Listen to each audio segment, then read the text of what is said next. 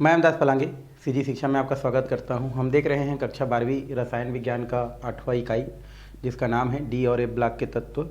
इससे पहले वाला जो क्लास था उस क्लास में हम लोग सामान्य परिचय देखे थे कि किस प्रकार से डी ब्लॉक को समझा जाता है, डी ब्लॉक के तत्व किसे कहते हैं। उसके अलावा संक्रमण तत्व किसे कहते हैं, संक्रमण तत्व को कितने श्रेणियों में बांटा गया है और उसका इलेक्ट्रॉनिक विन्यास क्या है, प्राप्ति स्थान क्या है, ये सब चीज़ हम लोग देख चुके थे।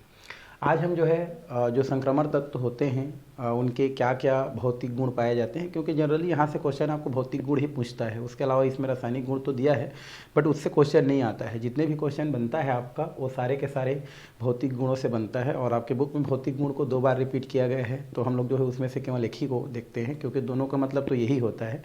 और जनरली जो है इसमें आपका 12th क्लास में जो डी ब्लॉक और ए ब्लॉक दिया गया है उसमें हम जो अध्ययन करते हैं भौतिक गुणों का, वैसे तो ओवरऑल करते हैं बट ज़्यादातर फोकस रहता है प्रथम संक्रमण श्रेणी जो होता है ना। प्रथम जो क्या होता है हमारा संक्रमण श्रेणी हम लोग देखे थे, संक्रमण श्रेणी जिसको हम लोग 3D श्रेणी कहते हैं, इस पर ज़्यादा फोकस रहता है। और जिसका स्टार्टिंग जो होता है वो स्केडियम 21 से लेकर के कहाँ तक होता है हमारा Zn 30 तक होता है। तो इनके गुणों में ही हम ज़्यादा क्या करते हैं, फोकस करते हैं और ओवरऑल भी देखते हुए चलते हैं। तो चलते हैं क्या क्या इनके भौतिक गुण होता है संक्रमण तत्व का, उनको हमको देखते चलना है। तो इनमें पहला है धात्विक लक्षण, ये दिया गया है आपका कि उनमें क्या क्या धात्विक लक्षण पाए जाते हैं, है ना, उसको हमको देखना है। डायरेक्टली क्वेश्चन आपको कर सकता है कि डी ब्लॉक के तत्व या संक्रमण तत्व के धात्विक लक्षण को लिखिए या धात्विक लक्षण को बताइए या उसके धातुक गुणों की क्या कीजिए, व्याख्या कीजिए। इस प्रकार से डायरेक्ट क्वेश्चन करता है। तो प्योर थ्योरी है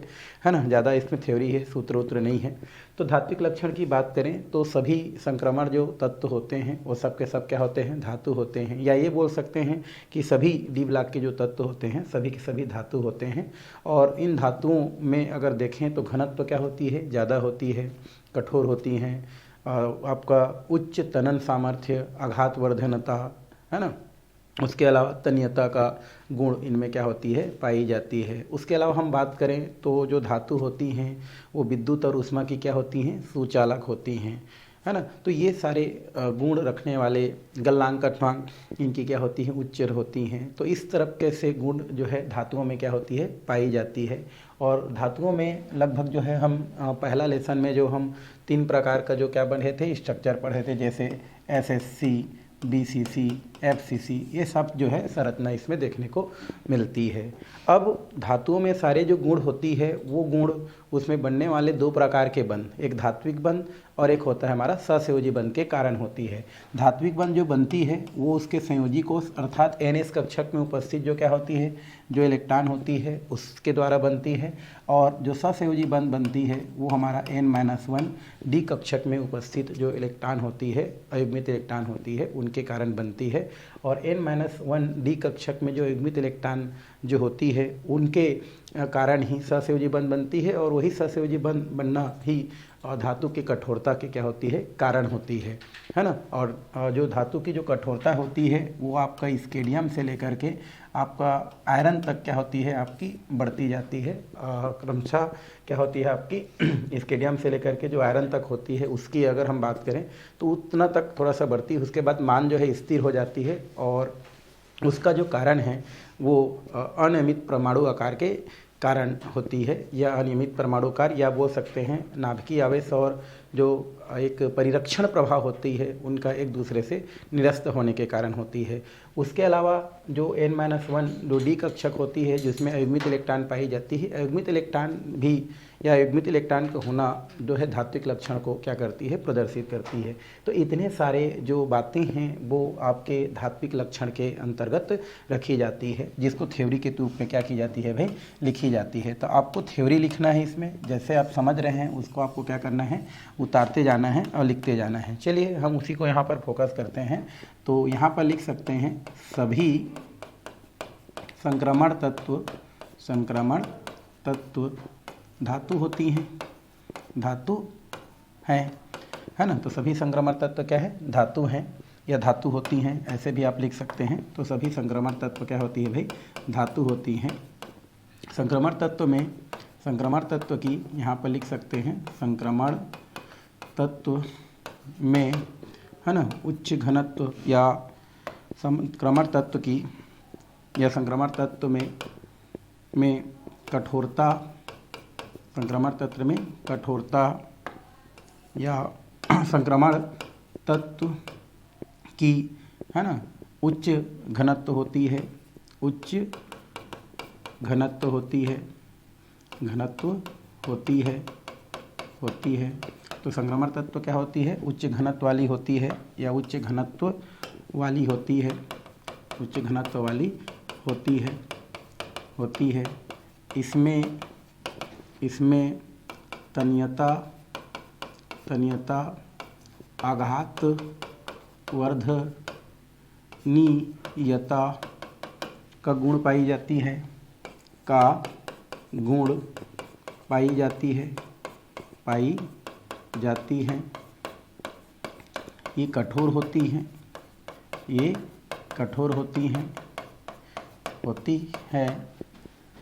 संक्रमण तत्वों की गलनांक उच्च होती हैं। इसकी गलनांक क्वथनांक उच्च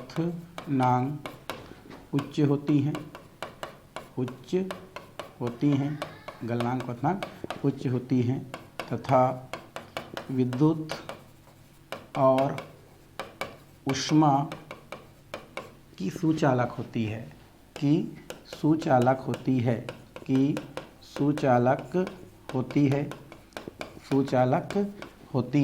है। तो ये विद्युत और ऊष्मा की क्या होती हैं?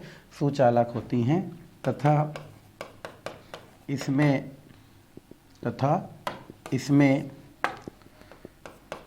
तथा इसके क्रिस्टल में बोल सकते हैं, तथा इनके क्रिस्टल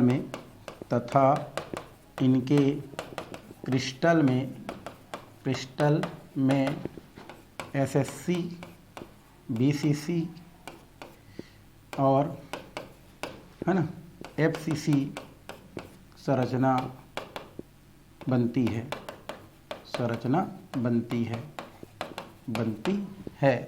ठीक है। साथ ही इसमें धात्विक चमक पाई जाती है ना। इसके अलावा इसमें धात्विक चमक पाई जाती है, धात्विक चमक पाई जाती है।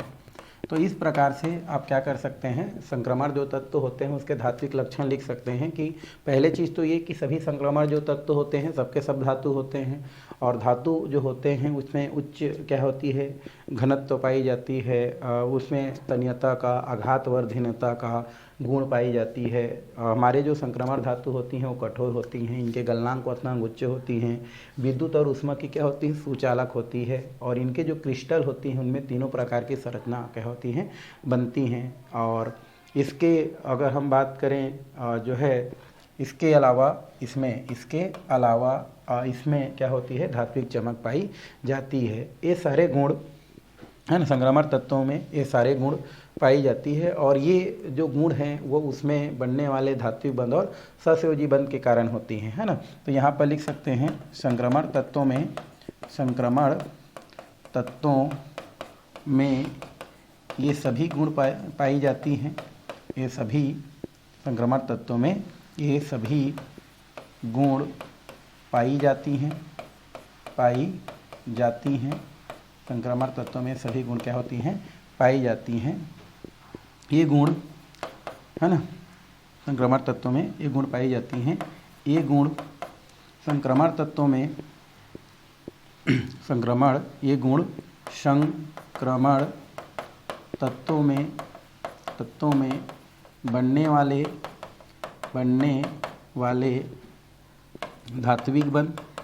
धात्विक बंध और सहसंयोजी बंध और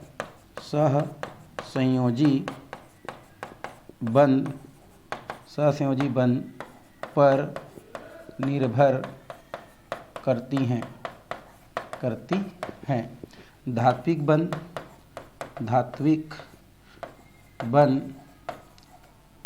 बंध संयोजी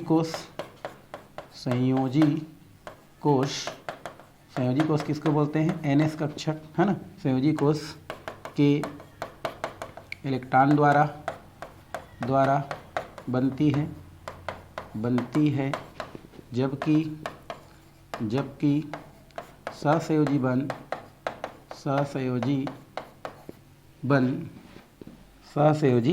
बन N-1 डी कक्षक में उपस्थित अयुग्मित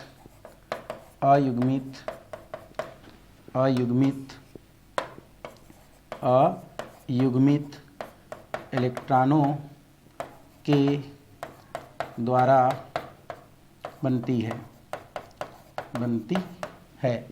ठीक है, तो अयुग्मित इलेक्ट्रॉनों के द्वारा बनती है। अयुग्मित इलेक्ट्रॉन की उपस्थिति ही आपकी धातु की जो है कठोरता के कारण होती है। तो यहाँ पर लिख सकते हैं अयुग्मित इलेक्ट्रॉन धातु की कठोरता, है ना, के लिए उत्तरदायी होती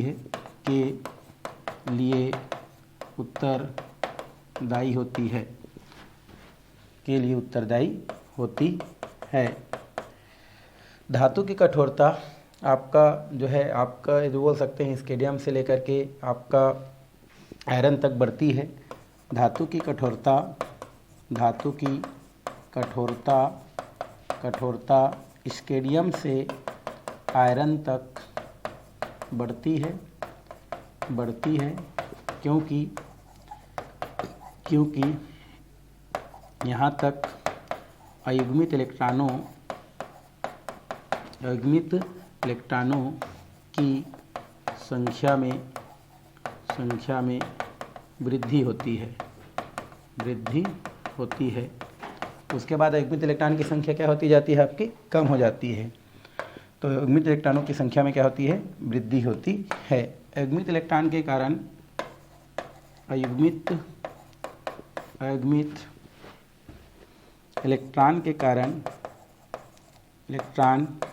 के कारण ही संक्रमण तत्व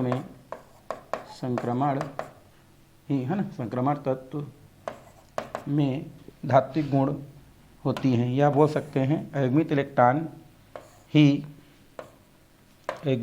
ही संक्रमण तत्व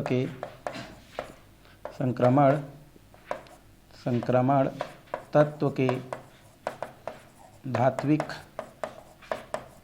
गुण को दर्शाती हैं, या धात्विक जो बंध हैं उनको क्या करती है? दर्शाती है, धात्विक गुण को दर्शाती है। तो इस तरीक़ा से जो धात्विक लक्षण है उसके अंतर्गत क्या की जा सकती है? इतने सारे बातें लिखी जा सकती है। तो ये क्वेश्चन आती है भी कि धात्विक लक्षण क्या होता है, तो बोल सकते हैं कि सभी जो संक्रमण तत्व होते हैं वो सब के सब क्या होते हैं? धातु होती हैं। संक्रमण तत्वों की जो हमारी धातु होती हैं, इस कारण से इसकी जो है घनत्व जो होती है उच्च होती हैं। इनमें त्वरण सामर्थ्य, आघातवर्धीनता की गुण पाई जाती है। संक्रमण तत्व क्या होती है? आपकी कठोर प्रकृति की होती है। इनकी गलनांक क्वथनांक क्या होती है? उच्च होती है। विद्युत और ऊष्मा की क्या होती है? सुचालक होती है। और इनकी जो क्रिस्टल बनती है उन क्रिस्टलों में आपका इस प्रकार से संरचना क्या होती है? आपकी बनती है। इसके अलावा हमारे जो क्या होती है, जो धातु होती हैं संक्रमण धातु, उनमें धात्विक चमक भी पाई जाती है। और धात्विक चमक जो होती है उसमें मुक्त इलेक्ट्रॉनों के कारण होती है। यहाँ पर लिख सकते हैं धात्विक चमक उनमें उपस्थित मुक्त इलेक्ट्रॉनों के कारण होती है। मुक्त इलेक्ट्रॉनों के कारण होती हैं।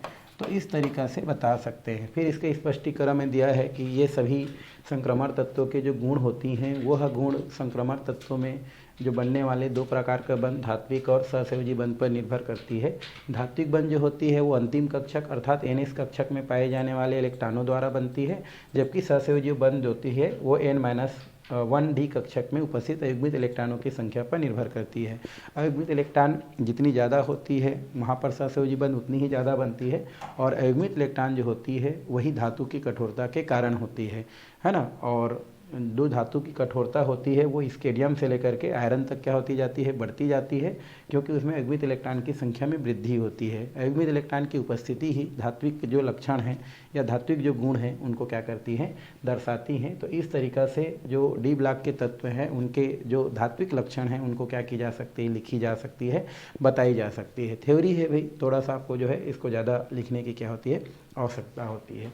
तो ये हो गया आपका धात्विक लक्षण से रिलेटेड। और यहाँ पर कहाँ कहाँ होता है, किस प्रकार से होता है, वो आप यहाँ से कर सकते हैं। जैसे यहाँ पर कहाँ से हम लोग बात कर रहे हैं, तो यहाँ से हम लोग कर सकते हैं। जैसे स्कीडियम है ना से 21 है, फिर हमारा क्या होता है, टाइटेनियम है ना, वेनेडियम है, और उसके अलावा क्रोमियम है। इस प्रकार से आप जिंक तक क्या कर सकते हैं, इसमें लिख सकते हैं, बता सकते हैं। तो ये हो गया धात्विक लक्षण, ये इंपॉर्टेंट है, यहाँ से क्वेश्चन आता है भाई, तो इसको आपको ध्यान में रखना है। चलिए दूसरा हमारा दिया है आयनन एंथैल्पी। क्या दिया है हमारा, आयनन एंथैल्पी। इसके पास चलते हैं। आयनन एंथैल्पी क्या होता है ना, ये पहले आप 11वीं क्लास में पढ़ चुके हो। आयनन एंथैल्पी का मतलब होता है आपका कि किसी भी परमाणु के जो अंतिम कक्षा होता है, जैसे हम संयोजी कोष कहते हैं, इस कोष के इलेक्ट्रॉनों को बाहर निकालने के लिए जितना ऊर्जा की क्या होता है, आवश्यकता होता है, वही आपका क्या कहलाता है, आयनन एंथैल्पी कहलाता है, या आयनन एंथैल्पी कहते हैं। तो हम उसी आयनन एंथैल्पी के बारे में बात करने वाले हैं, इलेक्ट्रॉन निकालने के बारे में बात करने वाले हैं। ठीक है, तो आपको सबसे पहले तो हमने बता दिया कि आयनन एंथैल्पी क्या होता है भाई। तो किसी भी परमाणु के है ना जो अंतिम कक्षा में पाया जाता है, भाई कई कक्षा होता है परमाणु के जो है चारों तरफ, पहला, दूसरा, तीसरा, इस प्रकार से बहुत सारे कक्षक पाए जाते हैं। तो अंतिम कक्षक में जो इलेक्ट्रॉन होता है, उस इलेक्ट्रॉन को बाहर निकालने के लिए जितनी ऊर्जा की आवश्यकता होती है वही आपका आयनन ऊर्जा कहलाती है। और यहाँ पर हमको संक्रमण तो तत्व होता है, संक्रमण जो धातु होता है उनकी आयनन एंथैल्पी यहाँ पर क्या करनी है, अभी देखनी है। तो हम यहाँ पर तो आयनन एंथैल्पी की बात करते हैं, आयनन ऊर्जा की बात करते हैं। तो संक्रमण जो तत्व होते हैं उनकी जो आयनन एंथैल्पी होती है वो आपका बाएं से दाएं जाने पर, बाएं से क्या करने पर, दाएं जाने पर, इस प्रकार बाएं से दाएं जाने मतलब स्केडियम से लेकर के कहाँ तक, आपका इस प्रकार से जिंक की ओर जाने पर क्या होती है, आपका अनियमित रूप से बढ़ती है। अनियमित रूप से बढ़ती है मतलब बीच में क्या हो सकती है, आपकी कम हो सकती है, ऐसे बोल सकते हैं। ठीक है, तो उसको हम लोग लिखेंगे कि जो संक्रमण धातु होती हैं, संक्रमण जो तत्व होती हैं, उनकी जो आयनन एंथैल्पी होती है वो बाएं से दाएं जाने पर अर्थात स्केडियम से लेकर के जिंक तक जाने पर अनियमित रूप से क्या होती है, बढ़ती है। और इसका एक कारण ये होती है कि जो हमारा क्या होती है, जो स्केडियम होती है, इस स्केडियम का जो परमाणु आकार होती है वो क्या होती है, बड़ा होती है। और बड़ा होने के कारण नाभिक और जो क्या होती है, जो अंतिम कक्षक का जो इलेक्ट्रॉन होती है उनके बीच में जो आपका आकर्षण बल पाई जाती है, नाभिकीय आकर्षण जो बल पाई जाती है वो थोड़ा क्या होती है, कम होती है ना। और कम होने के कारण यहाँ से जो इलेक्ट्रॉन होती है उस इलेक्ट्रॉन को आसानी से क्या की जा सकती है, निकाली जा सकती है। जबकि हमारी जो जिंक होती है, अगर जिंक की बात करें तो जो जिंक होती है, जिंक का परमाणु आकार क्या होती है, छोटी होती है, परमाणु त्रिज्या छोटी होती है, जिसके कारण नाभिक और इलेक्ट्रॉन की जो बीच की दूरी होती है, इलेक्ट्रॉन और नाभिक के बीच की दूरी होती है वो क्या होती है, आपकी थोड़ा पास होती है, जिससे आपका जो आकर्षण बल होती है दोनों के बीच वो काफ़ी क्या होती है, ज़्यादा होती है। और उस स्थिति में जो है आपका जो जिंक है वहाँ से इलेक्ट्रॉन निकालना थोड़ा सा क्या हो जाती है, इनके अपेक्षा कठिन हो जाती है, इसलिए उनकी आयनन ऊर्जा क्या हो जाती है, बढ़ जाती है। उसके अलावा उनके जो कक्षक होती हैं लगभग पूर्ण भरी होती हैं, ये भी बोल सकते हैं, जो कि उसके नाभिकीय आवेश को क्या कर देती है, बढ़ा देती हैं, जिसके वजह से उसकी आयनन एंथैल्पी क्या होती है, बढ़ जाती हैं। लेकिन थोड़ा सा अनियमितता की बात करें तो हमारे जो आयनन एंथैल्पी होती है वो बीच में मतलब ये आयरन हो गया, जो है आपका मैग्नी, आयरन के बाद है, आयरन है, कोबाल्ट है, इनमें क्या होती है, थोड़ा सा स्थिर होती है, क्योंकि वहाँ पर जो नाभिकीय आवेश होती है और जो परिरक्षण प्रभाव होती है वो एक दूसरे के प्रभाव को क्या कर देती है, नष्ट कर देती है, जिसके वजह से बीच में थोड़ा सा आयनन एंथैल्पी का मान क्या हो जाती है, स्थिर हो जाती है। यहाँ पर अपवाद स्वरूप जो हमारा क्या होती है, जो मैग्नीज होती है, इस मैग्नीज की जो क्या होती है, आपकी आयनन एंथैल्पी होती है वो बहुत ज़्यादा होती है। और उसका कारण होती है कि क्योंकि मैग्नीज जो है अर्धपूरित कक्षक पाई जाती है, जो कि उसके स्थायित्वता को बढ़ा देती है, इसलिए उसका आयनन एंथैल्पी क्या हो जाती है, आपकी बढ़ जाती है। तो ये सारे जो है आयनन एंथैल्पी के अंतर्गत क्या की जाती है, लिखी जाती है है ना, बताई जाती है। तो इसको हम थोड़ा सा थ्योरी के रूप में लिखते हैं। आप भी उसको जो है थ्योरी के रूप में रटने का प्रयास न करके और समझ करके लिखने का प्रयास करेंगे। तो चलिए चलते हैं हम लोग थ्योरी की ओर। तो यहाँ पर हम क्या लिखेंगे, आयनन एंथैल्पी। ठीक है, आपको थ्योरी ही लिखना है भाई, इसमें आपको जितना थ्योरी लिखना है यहाँ से आप लिख सकते हैं। ठीक है, तो चलिए चलते हैं हम लोग किसके पास, आयनन एंथैल्पी के पास। ठीक, तो लिख सकते हैं हम लोग संक्रमण धातु की, संक्रमण धातु तत्व भी बोल सकते हैं ना, संक्रमण धातु की आयनन एंथैल्पी, आयनन एंथैल्पी ऊर्जा भी बोलते हैं भाई, टेंशन नहीं लेना। तो संक्रमण धातु की आयनन एंथैल्पी बाएं से दाएं जाने पर, बाएं से दाएं जाने पर, है ना, क्रमशः बाएं से दाएं जाने पर, अर्थात लिख सकते हैं आप बाएं जाने पर, अर्थात स्केडियम, स्केडियम बाएं जाने पर अर्थात स्केडियम से किधर हमारा जिंक की ओर, है ना, बढ़ने पर, बढ़ने पर क्रमशः, है ना, बढ़ने पर अनियमित रूप से बढ़ती है, अनियमित रूप से बढ़ती है। तो यहाँ लिख सकते हैं अनियमित रूप से बढ़ती है, अनियमित रूप से बढ़ती है। ठीक है, तो संक्रमण धातु की जो आयनन एंथैल्पी होती है बाएं से दाएं जाने पर अर्थात स्केडियम से जिंक की ओर बढ़ने पर अनियमित रूप से बढ़ती है। ठीक है, स्केडियम की आयनन एंथैल्पी है ना, कम होती है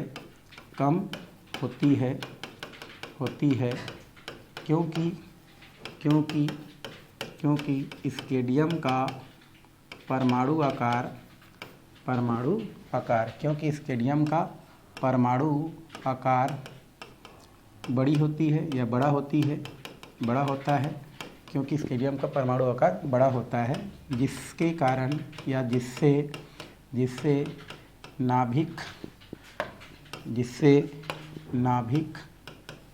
नाभिक और अंतिम कक्षा में उपस्थित इलेक्ट्रॉन के बीच नाभिकीय आवेश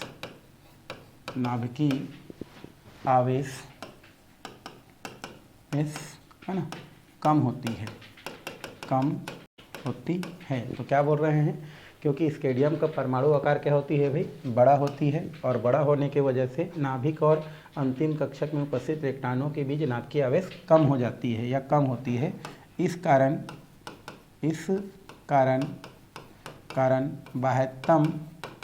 बाह्यतम है ना, बाहरी कोश से या अंतिम कक्षा से इलेक्ट्रॉन निकालना क्या हो जाती है, आसान हो जाती है। इस कारण अंतिम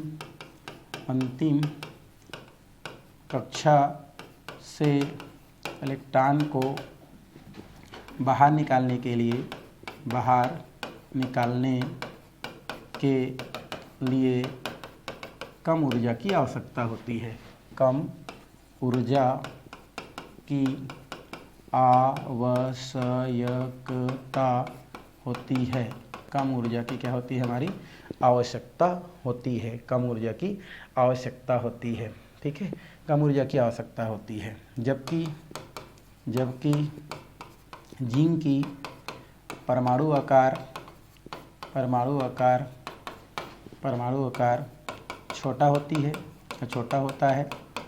छोटा होता है,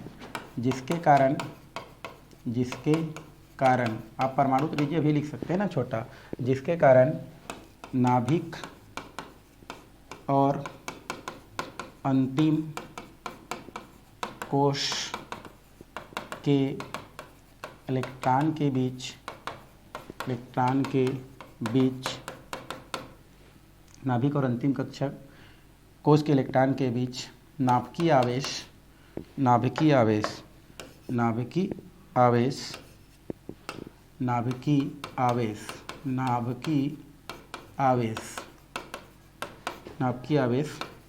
अधिक होती है, अधिक होती है जिसके कारण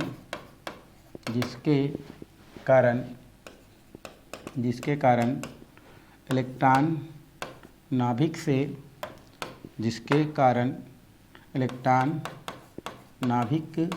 से प्रबल बल द्वारा या प्रबलता से या प्रबल बल द्वारा जुड़ी होती है। प्रबल बल द्वारा जुड़ी होती है और उस अंतिम कक्षा के इलेक्ट्रॉन को अंतिम कक्षा के इलेक्ट्रॉन को बाहर निकालने के लिए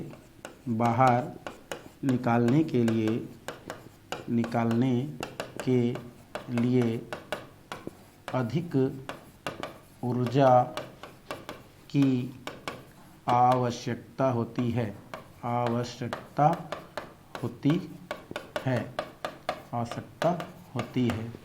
इसलिए जिंक की आयनन ऊर्जा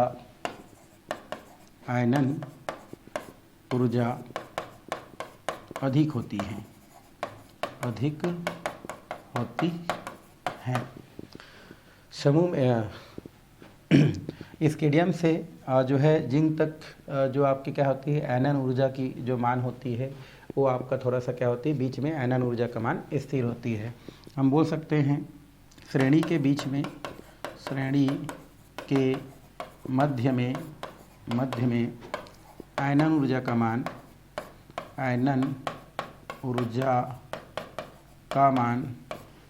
है ना, सही में आयनन ऊर्जा का मान मध्य में आयनन ऊर्जा का मान स्थिर होती है।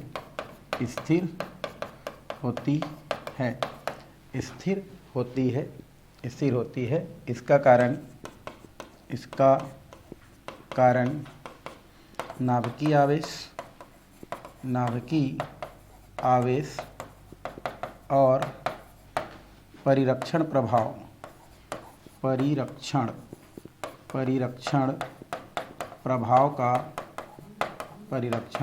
का एक दूसरे के प्रभाव को निरस्त करने के कारण होती है। परिरक्षण प्रभाव नाभिकीय आवेश और परिरक्षण प्रभाव का एक दूसरे के प्रभाव को निरस्त करने के कारण होती है।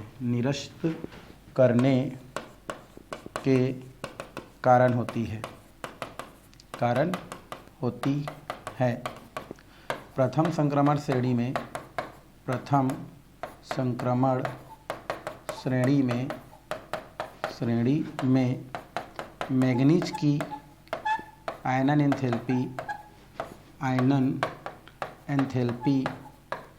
एंथैल्पी सबसे अधिक होती हैं।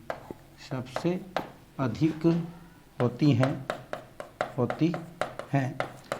क्या होती है भैया आपकी अधिक होती हैं, सबसे अधिक होती हैं क्योंकि इनमें अर्धपूरित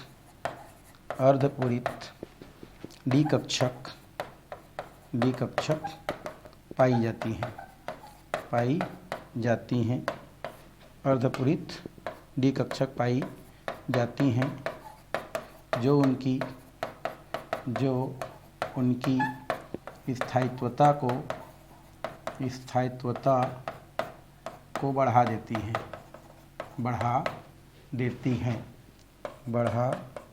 हैं।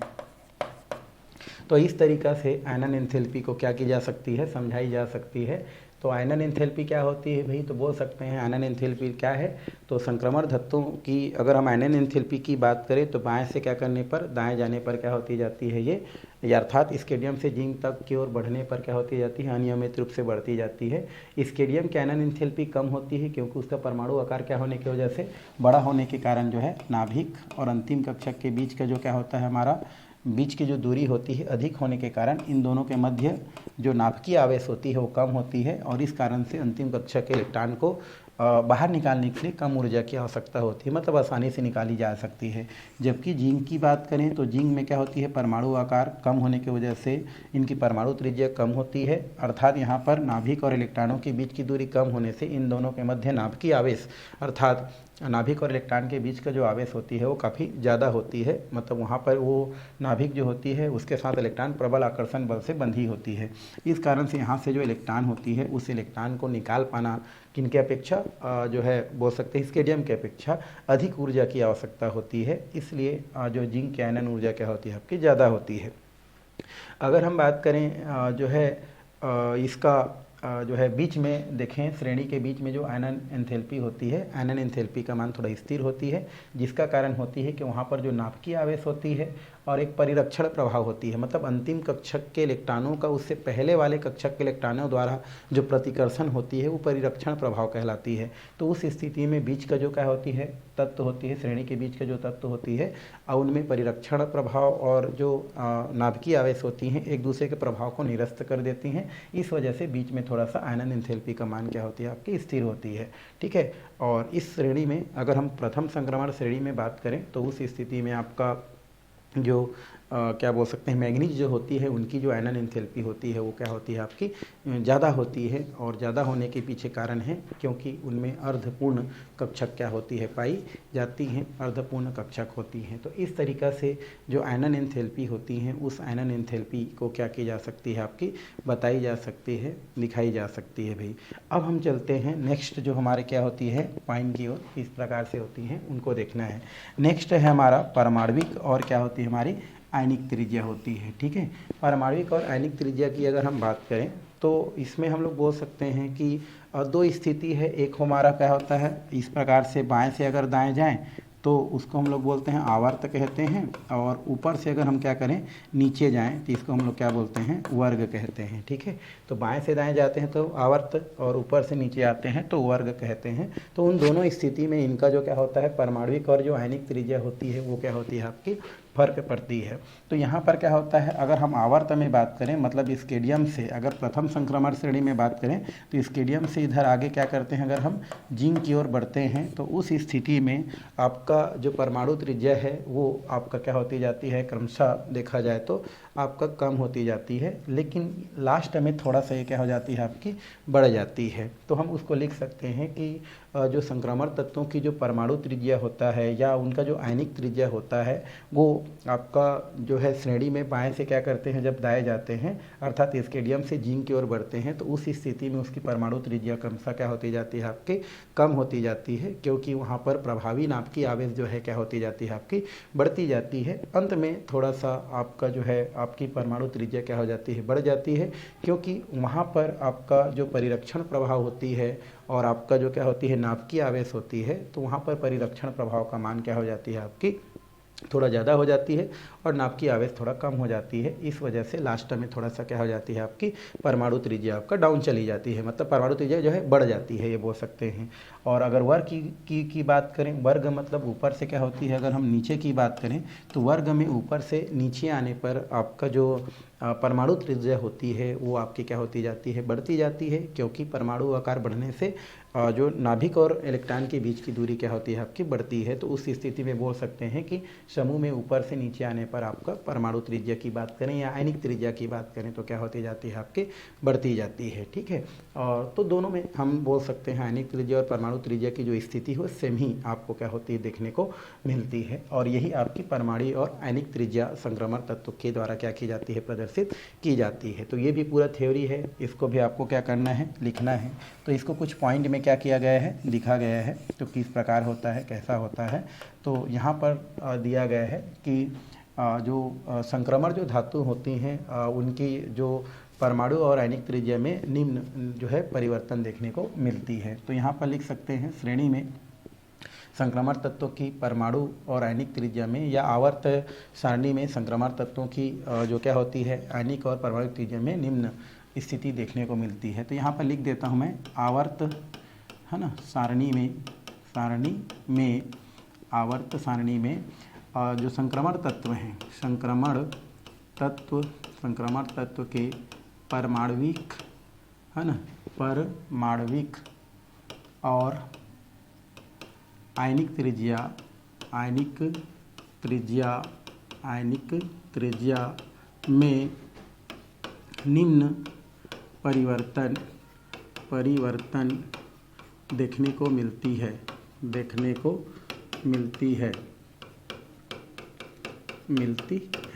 तो इस प्रकार से हम लिख सकते हैं कि आवर्त सारणी में संक्रमण जो तत्व के परमाणुक और आयनिक त्रिज्या में निम्न परिवर्तन देखने को मिलती है। पहला, है ना, अगर आवर्त में या श्रेणी में क्या करते हैं, बाएं से दाएं जाते हैं।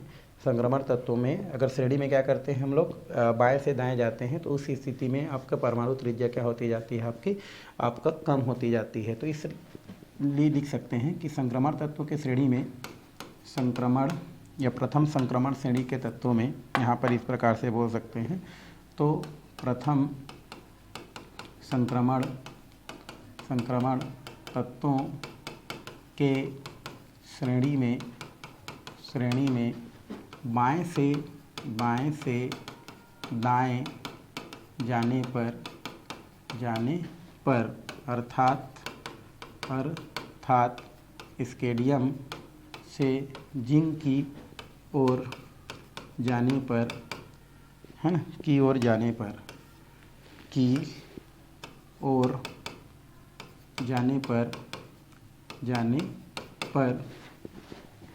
परमाणविक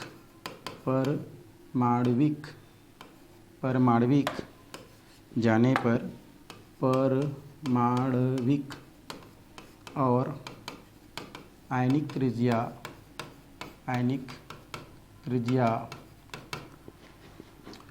क्रमशः आयनिक त्रिज्या कम होती जाती है। आयनिक त्रिज्या कम होती जाती है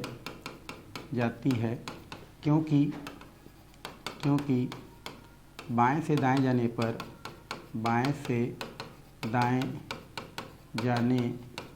पर परमाणु आकार छोटी होती जाती है।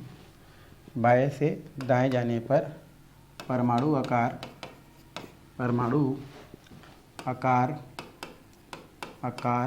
में कमी होती है, ना, जिसके कारण नाभिक और इलेक्ट्रॉन के बीच नाभिकीय आवेश बढ़ जाती है। क्योंकि बाएं से दाएं जाने पर परमाणु आकार क्या होती है, में कमी होती है, जिससे नाभिक और अंतिम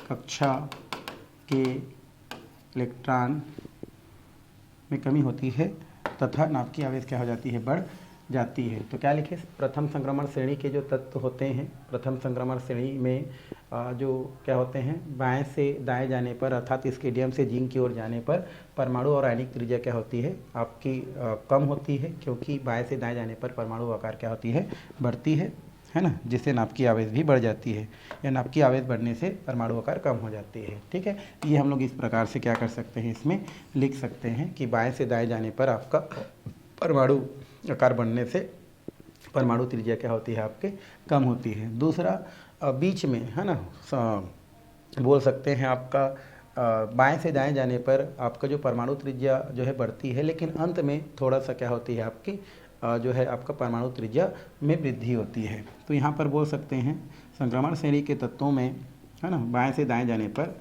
बाएं से संक्रमण श्रेणी के तत्वों में, या यहाँ पर लिख सकते हैं संक्रमण श्रेणी के तत्वों में बाएं से दाएं जाने पर बाएं से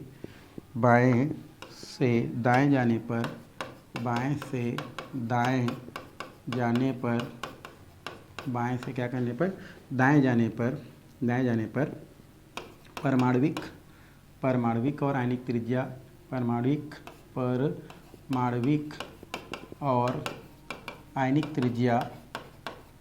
त्रिज्या है ना, कम होती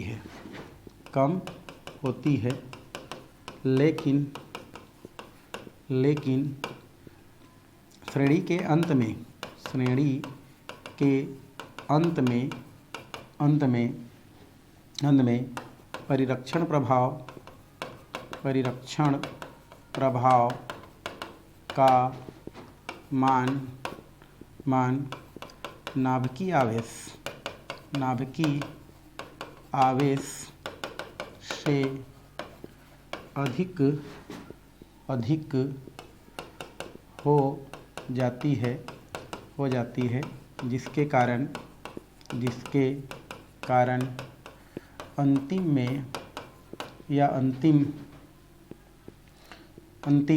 में परमाणविक व आयनिक त्रिज्या में थोड़ा सा वृद्धि हो जाती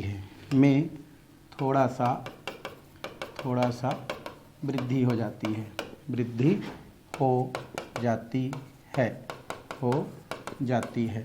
तो जब हम क्या करते हैं, बाएं से दाएं जाते हैं तो परमाणु तो आयनिक त्रिज्या कम होती है, लेकिन श्रेणी के जो अंतिम है जैसे जिंक है, वहाँ पर अगर हम बात करें तो परिरक्षण प्रभाव जो होती है, परिरक्षण प्रभाव मतलब क्या होता है, ये हमारा n- क्या है 1d कक्षक है और ये हमारा क्या है ns कक्षक है। तो ns कक्षक में जो उपस्थित इलेक्ट्रॉन हैं, उन इलेक्ट्रॉनों का n-1d कक्षक में उपस्थित इलेक्ट्रॉनों के द्वारा जो प्रतिकर्षण की जाती है वही आपकी परिरक्षण प्रभाव कहलाती है। और लास्ट में ये जो प्रतिकर्षण होती है n-1d कक्षक में जो इलेक्ट्रॉन होती है, वो जो इलेक्ट्रॉन होती है उनका जो मान है वो बढ़ जाती है, इसलिए वो संयोजी कोष के इलेक्ट्रॉनों को क्या करती है, ज़्यादा प्रतिकर्षित करती है। उस स्थिति में आकार जो है छोटा होने के बजाय क्या हो जाती है, बड़ा हो जाती है, और इस वजह से अंतिम में आपको थोड़ा सा क्या होती है, परमाणु त्रिज्या में वृद्धि देखने को मिलती है। ठीक है, और ये आपका इलेक्ट्रॉन युग्मन के द्वारा जो है समझाई जाती है ना, ये इलेक्ट्रॉन युग्मन से समझाई जाती है। यह इलेक्ट्रॉन युग्मन द्वारा समझाई जाती है, नहीं लिखना है तो कोई दिक्कत नहीं है, लेकिन आप लिख सकते हैं समझाई जाती है। और उसका मतलब ये है, ऊपर में लिखे हैं वही है आपका, और कुछ नहीं है। तो यहाँ पर क्या होता है, जैसे जैसे क्या होते जाता है हमारा उधर परमाणु क्रमांक बढ़ते जाता है, वैसे वैसे n-1 जो d कक्षक होता है वहाँ पर इलेक्ट्रॉन की संख्या क्या होती जाती है, आपकी बढ़ती जाती है। क्यों? क्योंकि अंतिम कक्षक में तो हम कितना इलेक्ट्रॉन भर सकते हैं, 2 इलेक्ट्रॉन, बाकी जितना भी इलेक्ट्रॉन भरता है किस में भरता है, उपांत्य कोष में भरता है, जिसके वजह से यहाँ पर परिरक्षण प्रभाव बढ़ता है, मतलब अंतिम कक्षक के इलेक्ट्रॉनों को क्या करता है, थोड़ा सा वो क्या करता है, प्रतिकर्षित करने का काम कर देता है। इस वजह से थोड़ा सा लास्ट में आपको क्या होता है, जो परमाणु त्रिज्या है उनमें या आयनिक त्रिज्या है उनमें थोड़ा सा वृद्धि देखने को मिलता है। और तीसरा पॉइंट की अगर हम बात करें, तीसरा पॉइंट हम देखें तो तीसरा पॉइंट ये होती है कि समूह में जो है ऊपर से नीचे आने पर आपकी जो परमाणुविक और आयनिक त्रिज्या क्या होती जाती है, बढ़ती है। तो समूह में ऊपर से नीचे आने पर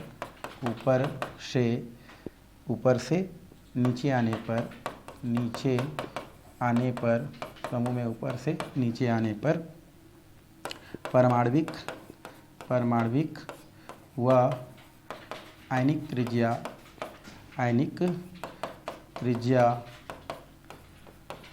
बढ़ती है। आयनिक त्रिज्या क्या करती है, आपकी बढ़ती है, क्योंकि परमाणु आकार है ना में वृद्धि होती है। तो ऊपर से नीचे आएंगे तो आपका परमाणुविक और आयनिक त्रिज्या बढ़ेगी, क्योंकि क्या होती है, ऊपर से नीचे आने पर परमाणु आकार में क्या होती है, वृद्धि होती है।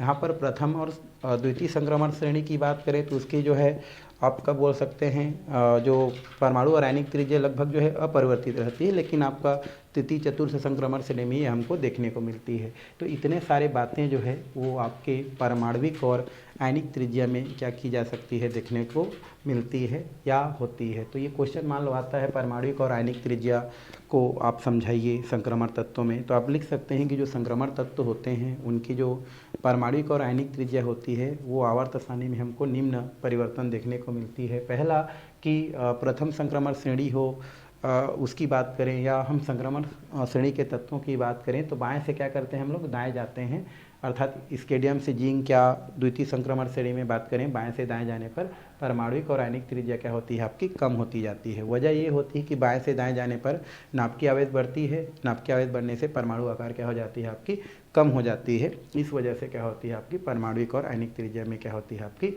कमी होती है। क्योंकि हमको पता है कि बाएं से दाएं जाने पर परमाणुविक और आयनिक त्रिज्या कम होती है, लेकिन श्रेणी के जो अंत होती है, अंतिम जो तत्व होती है, उनमें परिरक्षण प्रभाव का मान नाभिकीय आवेश से थोड़ा अधिक हो जाती है, जिसके कारण अंतिम जो कक्षा है उनमें परमाणुविक और आयनिक त्रिज्या में थोड़ा सा क्या होती है आपको कमी देखने को मिलती है, जिसका अध्ययन इलेक्ट्रॉन इलेक्ट्रॉन युग्म द्वारा समझाई जाती है या परिरक्षण प्रभाव के द्वारा उनका मान में थोड़ा सा वृद्धि हो जाती है। और थर्ड पॉइंट, समूह में ऊपर से नीचे आने पर परमाणुविक और आयनिक त्रिज्या क्या होती है, बढ़ती है, क्योंकि वहाँ पर आपकी जो है परमाणु आकार में वृद्धि होती है, जिसमें प्रथम द्वितीय संक्रमण श्रेणी तो लगभग एक ही टाइप की होती है, लेकिन तृतीय और चतुर्थ श्रेणी में उनका मान और क्या हो जाती है, बढ़ जाती है। तो ये कौन सा हो गया हमारा आयनिक त्रिज्या।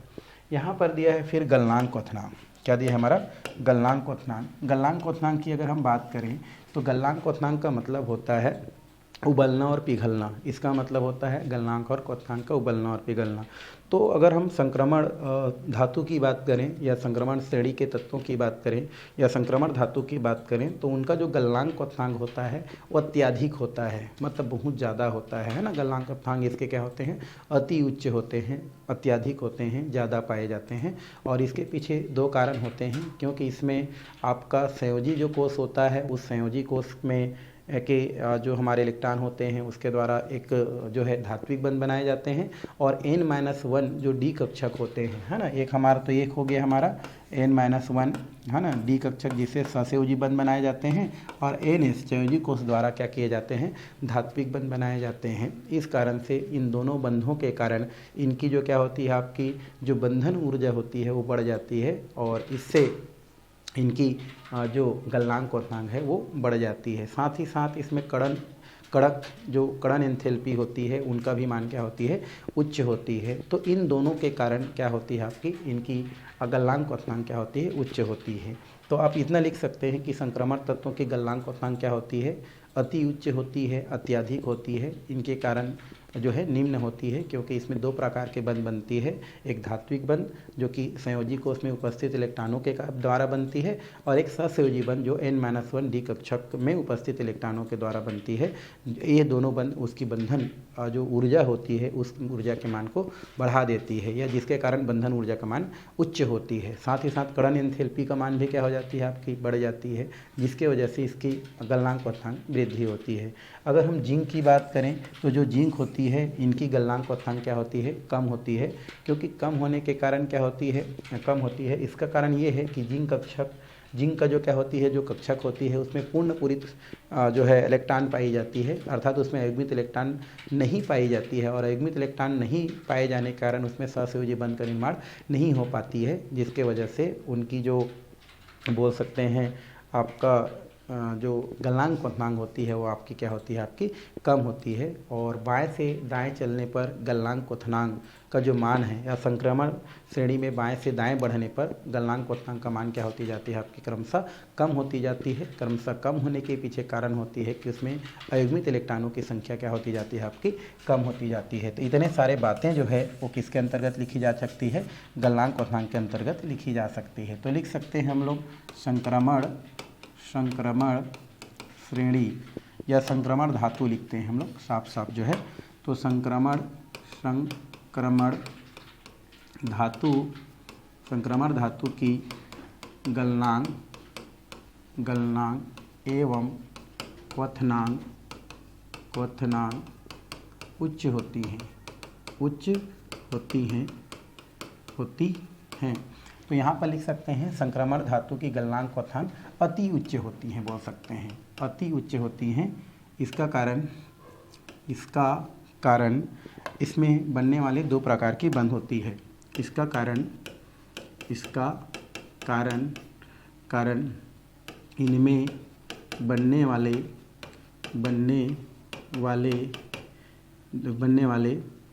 दो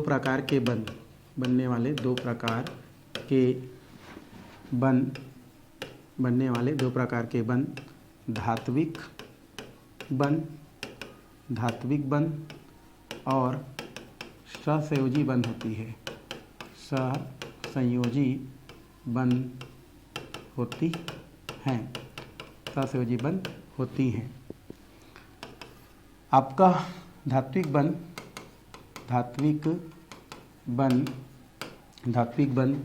संयोजी कोष मतलब NS के इलेक्ट्रॉनों द्वारा बनती है। धात्विक बंध संयोजी कोष के इलेक्ट्रॉनों द्वारा बनती है, इलेक्ट्रॉनों के द्वारा बनती है तथा सहसंयोजी बंध या तो हम इसको डायरेक्टली यहाँ पर लिख सकते हैं, सहसंयोजी बंध होती हैं। तो क्या लिखें, संक्रमण धातु की गलनांक क्वथनांक क्या होती है, अति उच्च होती है। इसका कारण इसमें बनने वाले दो प्रकार का बंध धात्विक और क्या होती है हमारी सहसंयोजी बंध होती हैं। ठीक है, धात्विक बंध यहीं से लिख देते हैं, धात्विक बंध संयोजी कोष मतलब NS के इलेक्ट्रॉनों द्वारा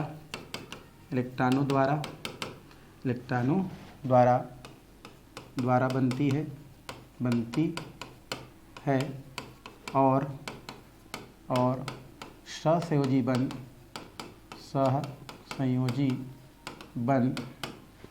सहसंयोजी बंध N-1 डी कक्षकों में उपस्थित अयुग्मित इलेक्ट्रॉन के कारण बनती हैं, अयुग्मित इलेक्ट्रॉन के द्वारा बनती हैं। इस प्रकार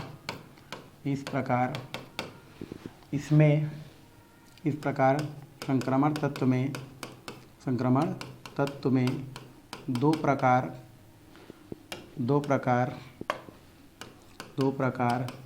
के बनने के कारण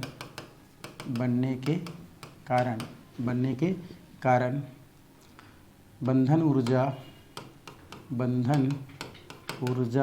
का मान उच्च होती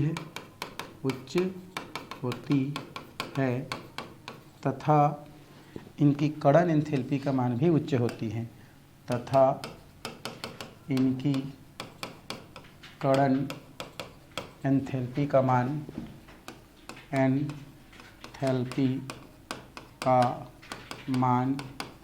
भी उच्च होती हैं।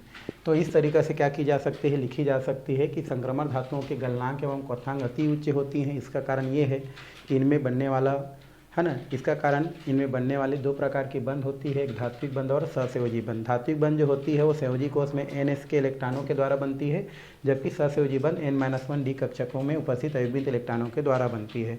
इस प्रकार संक्रमण तत्व में दो प्रकार के बंध बनने के कारण बंध ऊर्जा का मान उच्च होती है और साथ ही इसकी कड़न एंथैल्पी की भी मान क्या होती है, उच्च होती है, इसलिए इसकी गलनांक क्वथनांक ज़्यादा होती है। ठीक है, आगे इसमें आप लिख सकते हैं कि जिंक की बोल सकते हैं गलनांक एवं क्वथनांक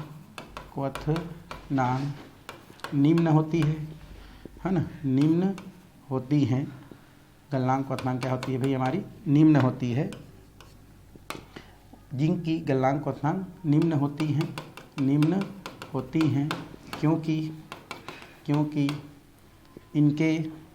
क्योंकि इनमें अयुग्मित इलेक्ट्रॉन उपस्थित नहीं होती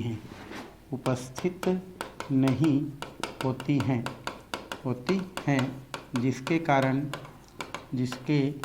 कारण इसमें सहसंयोजी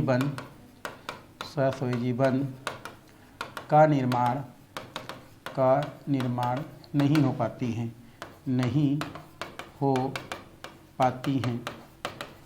हैं, जो उनके प्रबलता को क्या कर देती है, कम कर देती है। तो जिंक की गलनांक क्वथनांक देखा जाए तो कम होती है, जबकि ज़्यादा होना चाहिए, है ना।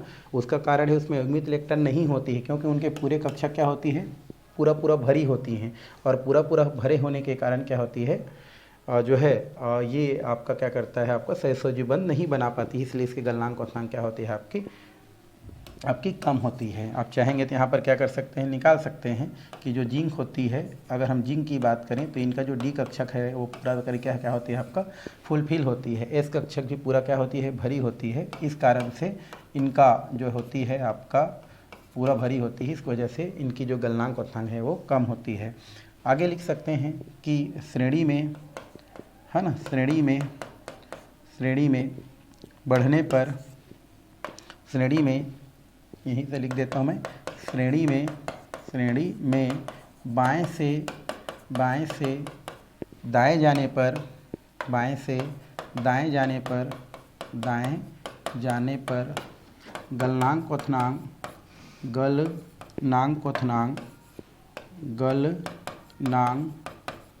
एवं क्वथनांक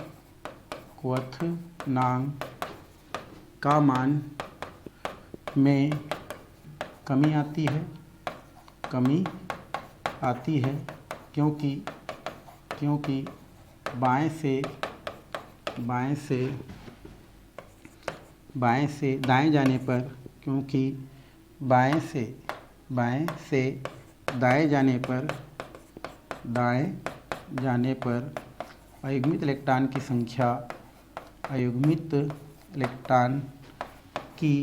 संख्या में कमी आती है, और कमी आएगी मतलब आपका सहसंयोजी बंध नहीं पाएगा। कमी आती है और कमी आने के कारण सहसंयोजी बंध नहीं बन पाती है, कमी आती है जिससे सहसंयोजी बंध नहीं बना पाती हैं और बंध क्या हो जाती है, कमज़ोर हो जाती हैं। तो इस तरीक़ा से जो गलनांक क्वथनांक है उसको क्या की जा सकती है, बताई जा सकती है। क्वेश्चन आता है संक्रमण तत्व के गलनांक क्वथनांक को समझाइए बोल के, तो लिखना भी संक्रमण तत्व के जो गलनांक क्वथनांक होती हैं वो अति क्या होती हैं, आपके उच्च होती हैं। और इनके पीछे कारण ये होती हैं कि संक्रमण तत्व दो प्रकार के बंध बनाती हैं, एक धात्विक बंध और एक सहसंयोजी बंध बनाती हैं। धात्विक बंध अंतिम कक्षक अर्थात NS कक्षक जिसे हम संयोजी कक्षा कहते हैं उनके द्वारा बनती है, जबकि हमारा जो सहसंयोजी बंध होता है वो आपका N-1 डी कक्षकों के इलेक्ट्रॉनों के द्वारा बनते हैं। इस प्रकार इसमें दो प्रकार बंध बनने के कारण इसके जो है बंधन ऊर्जा बढ़ जाती है, कर्ण एंथैल्पी का मान बढ़ जाती है, इसलिए इसके गलनांक क्वथनांक क्या होती है, बढ़ती है। जिंक की अगर हम गलनांक क्वथनांक की बात करें तो कम होती है। वजह ये होती है कि जिंक में पूर्ण पूरित कक्षक पाई जाती है और पूर्ण पूरित कक्षक पाए जाने के कारण उसमें एक भी अयुग्मित इलेक्ट्रॉन नहीं होती है, और अयुग्मित इलेक्ट्रॉन न होने के कारण ये सहसंयोजी बंध नहीं बनाती है, जिसके वजह से इसमें थोड़ा सा मजबूती जो होती है बंध की वो कम हो जाती है, इसलिए उसकी गलनांक क्या होती है, आपकी क्वथनांक कम हो जाती है। चूँकि बाएँ से हम दाएँ चलते हैं तो उस स्थिति में क्या होती है, अयुग्मित इलेक्ट्रॉन की संख्या क्या होती जाती है, आपकी कम होती जाती है। और उस स्थिति में अगर हम देखें तो सहसंयोजी बंध न बंद करने के कारण बंध की प्रबलता में कमी आ जाती है और उनका गलनांक क्वथनांक कम हो जाती है। जैसे आप स्केडियम को देख लो, स्केडियम के अंतिम कक्षक में D1 इलेक्ट्रॉनिक विन्यास लिखेंगे तो है ना 3D1, अब वेनेडियम में 3D2, आप मैग्नीज में चले जाओ 3D5 हो जाता है। तो यहाँ पर देखो इसमें एक अयुग्मित इलेक्ट्रॉन, इसमें 2, 3 वाला होगा तो 3, 4 होगा 4 और ये 5 वाला 5 होगा। तो क्रमशः क्या हो रहा है, अयुग्मित इलेक्ट्रॉन की संख्या बढ़ रहा है, लेकिन 6 आता है। जैसे हम लोग आयरन की बात करते हैं तो यहाँ पर क्या हो जाता है, D6 हो जाता है। तो D6 हो जाता है तो अयुग्मित इलेक्ट्रॉन की संख्या 4 हो जाता है। आगे अगर D7 हो जाता है तो अयुग्मित इलेक्ट्रॉन की संख्या कितना हो जाता है, आपका 3 हो जाता है। क्यों? क्योंकि जानते हो अब डी कक्षक में 5 कक्षक होते हैं, तो 1, 2, 3, 4, 5। अगर आप क्या करते हैं 5 तक बढ़ते हैं, मैग्नीज तक बढ़ते हैं तो 5 अयुग्मित इलेक्ट्रॉन धीरे धीरे बढ़ते जाता है। लेकिन जैसे आप 26 में जाते हैं आयरन में तो अयुग्मित इलेक्ट्रॉन कितना हो गया, अयुग्मित इलेक्ट्रॉन मतलब होता है सिंगल वाला इलेक्ट्रॉन को अयुग्मित इलेक्ट्रॉन बोलते हैं भाई, ठीक है। तो उस स्थिति में 4 हो गया, 27 में जाएंगे तो 3 हो गया, 28 में जाएंगे तो 2 हो गया, 29 में जाएंगे तो 1 हो गया और 30 में जाएंगे तो पूरा पूरा भर गया। इस वजह से क्या होते जाता है, युग्मित इलेक्ट्रॉन की संख्या कम होते जाता है। अयुग्मित मतलब सिंगल वाला इलेक्ट्रॉन। तो इस तरीक़े से गलनांक क्वथनांक को बताई जा सकती है। और ये अभी जो 4 टॉपिक हम भौतिक गुण में पढ़े हैं वो सारे के सारे इंपॉर्टेंट हैं भाई, ठीक है। और यहीं से क्वेश्चन पूछी जाती है। तो आज की क्लास यहीं पर क्या की जाती है, समाप्त की जाती है। आने वाला जो क्लास है उसमें जो है बाकी का जो भौतिक गुण है वो जो है आपको समझाई जाएगी।